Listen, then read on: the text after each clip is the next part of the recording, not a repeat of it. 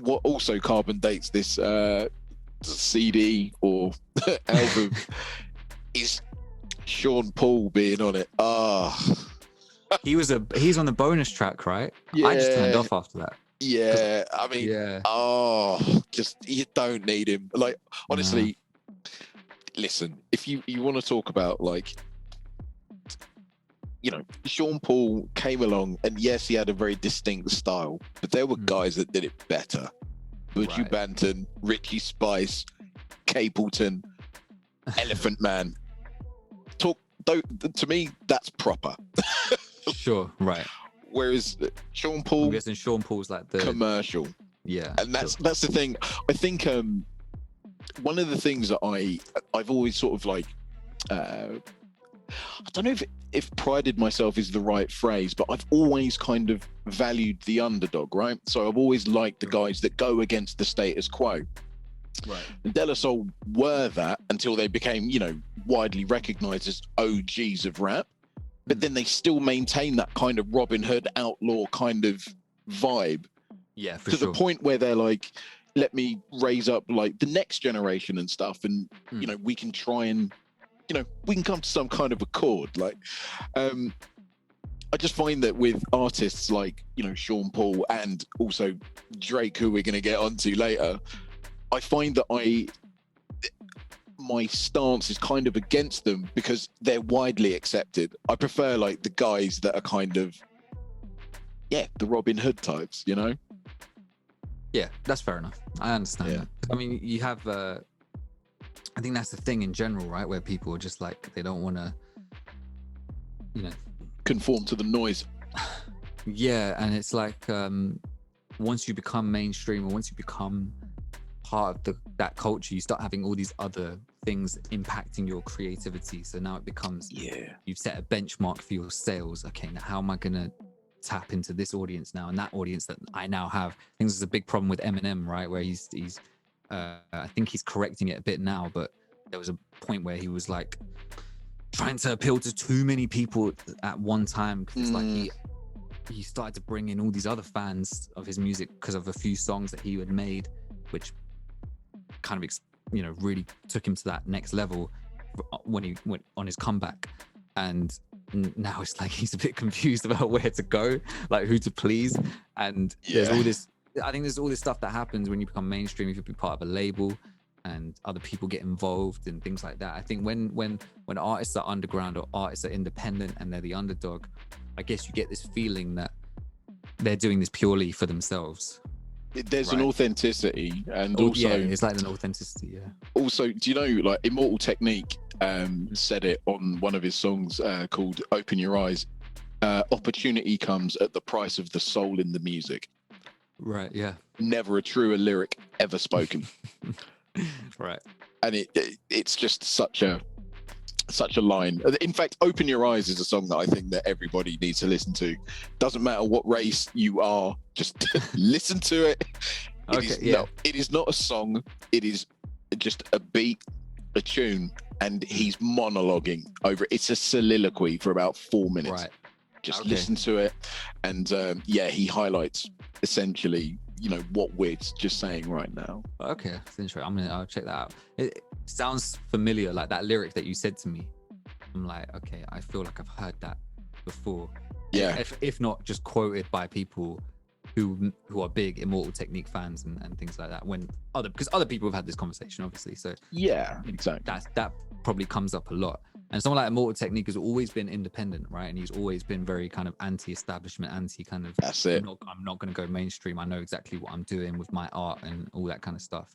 You know, you're not going to see Immortal Technique on the charts or on the radio and things like that. No, he's underground, man. I do rate him a lot. I mean, I used to listen to his album. I think it's called The Third World.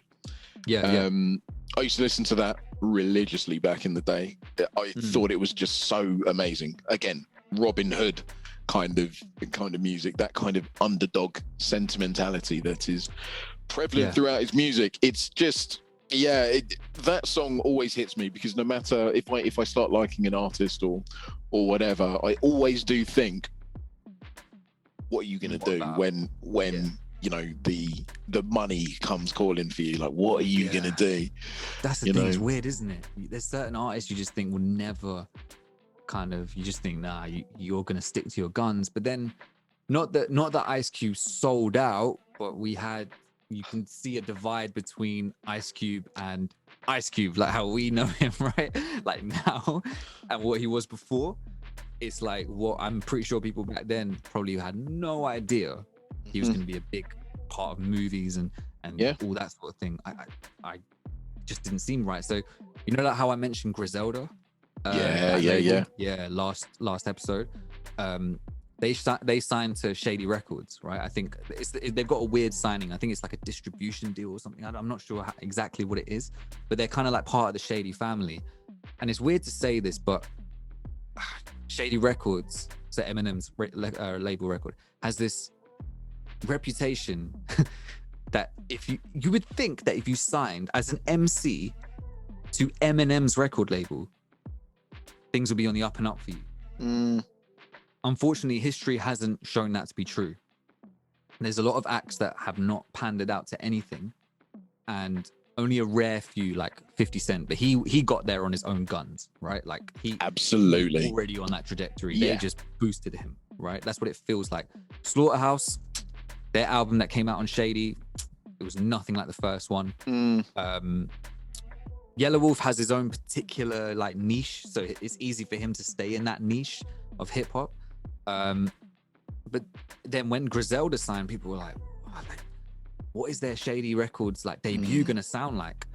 And it actually became a conversation where it's like, are Griselda gonna sell out? I cannot imagine these guys selling out. And luckily, I mean, we were talking about Benny the Butcher, right? Luckily, these guys haven't at all. I mean, if you even see the front cover for their Shady debut, it's so unmainstream. Like, I think it's on my list of albums to give to you, right?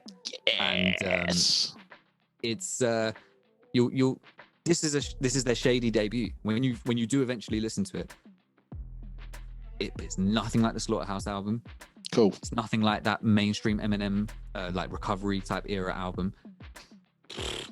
They're one of the few that just stuck to their guns. Like, I don't give a fuck. We're doing what we're doing, right? Yeah. You can never predict it. You can never predict. You might think an artist is so kind of with the people and doing this, doing that. Unfortunately, well, it depends. You know, it's good that they make money. It's good that they start seeing some success as human beings. You know, they can. They need it. You need it. Yeah. You can't always anticipate what people are how they're gonna react and how they're gonna change in certain situations when it starts to, you know, certain things in their lives change. Give someone who has hardly anything, you give them everything. Mentalities are going to change. Things are going to change. Their standard of living is going to go up. They might just suddenly start thinking, you know what, I'm just going to keep doing more of this because that's what got me this, and I'm going to branch out into this and this and that. And for us, it's a bit selfish of us to be like, oh, but I just want sick music from you all the time. But it's like, you know, there's this kind of balance with, you know, unless they completely sell out. That's different, because there are artists who you suddenly just think, who the fuck are you?